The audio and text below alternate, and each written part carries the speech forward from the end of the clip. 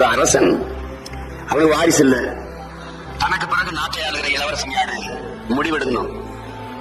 அப்ப என்ன செய்யறான், அவன் ஒரு 12-13 வயசுல இருக்கிற சிறு பிள்ளைகள்ல எல்லாருக்கும் ஒரு தேர்வு வைக்கிறான். ஒரு விதையை கொடுத்து இதை நல்லா முளைக்க வச்சு வளர்த்து கொண்டு வர்றவன் எவனோ அவன் தான் இந்த நாட்டின் இளவரசன் அனுப்பிடும்.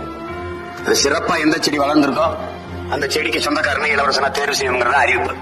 நாட்டில் இருக்கிற பிள்ளைகள் அவங்க பெற்றோர்கள் எல்லாம் பேரார்வம் கொண்டு என் மகன் நாட்டை ஆள போறான், இளவரசன் ஆக போறான், என் மகன் நாட்டுக்கு இளவரசன் ஆக போறான்னு தொட்டியில மண்ணை போட்டு இதுல விதையை போட்டு தண்ணியை ஊற்றி வளர்க்கிறான். எல்லாரும் வீட்டு விதையும் முளைச்சு பிரமாதமான செடியா, பெரிய செடியா அழகா வளர்ந்துருக்கு. அரசர் அறிவிச்ச நாள் வந்துருது, எடுத்துட்டு போகணும். அதனால் ஒரு ஓலை குடிசையில ஏழை தாயின் மகனா பிறந்த ஒரு சிறுவன் அந்த விதையை போட்டான், தண்ணியை ஊத்துனா முளைக்கவே இல்லை. இப்ப அந்த அரசர் கிட்ட போய் இந்த செடி முளைச்சதை காட்டணும், எந்த செடி உயரமா இருக்கு, எந்த செடி செழிப்பா வளர்ந்துருக்கும், அவன் தான் இளவரசன். அப்ப இந்த மகன் எப்படி நான் இந்த முளைக்காத செடி இந்த சட்டியை தூக்கிட்டு போறது, என் செடி முளைக்கலையே அப்படின்னு. நீ போ அரசிட்ட போய் சொல்லு, நான் விதை போட்டேன், நீங்க கொடுத்த விதையை போட்டேன், அதுக்கு உரம் வைத்தேன், அதுக்கு தண்ணி ஊற்றினேன், நன்றாகத்தான் பராமரித்தேன், ஆனா முளைக்கலைங்கிற உண்மையை சொல்லிட்டு வை போ அப்படின்னா அம்மா சொல்றதுக்காக அந்த முளைக்காத அந்த சட்டியை தூக்கிட்டு போறான். எல்லாரும் வரிசையில நின்று காட்டுறாங்க.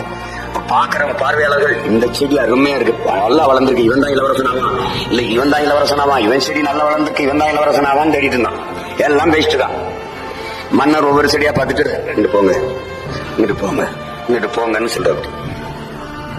கடைசியா முளைக்காத அந்த அந்த சட்டி வச்சுக்கிட்டு அந்த ஏழை சிறுவன் நிற்கிறான். அவனை பாக்குறாரு.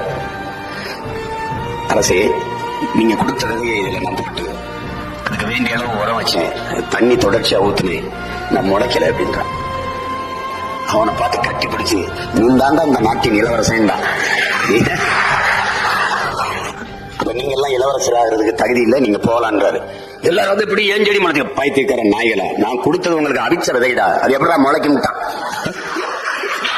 ஒரு ராஜா தனக்கு பக்கபலமா இருக்கிறதுக்காக, கூட துணையா இருக்கிறதுக்காக ஒரு தளபதியை தேடுறாரு.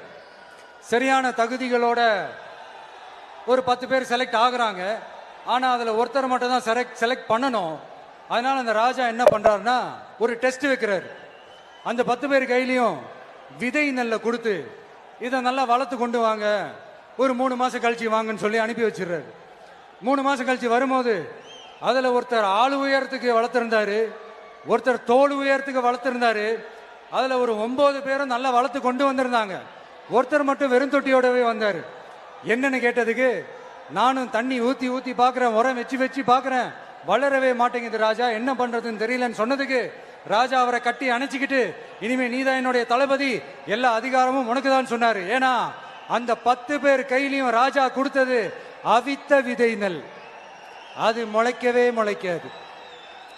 அந்த 9 திருட்டு பயலும் என்ன பண்ணிருக்காங்கன்னா வேற விதை நெல்லை வாங்கி அதை வளர்த்துட்டு ராஜாவையும் மக்களையும் ஏமாத்திருக்கிறாங்க. ஆனா இவர் மட்டும் உண்மையை போட்டு உடைச்சிட்டாரு.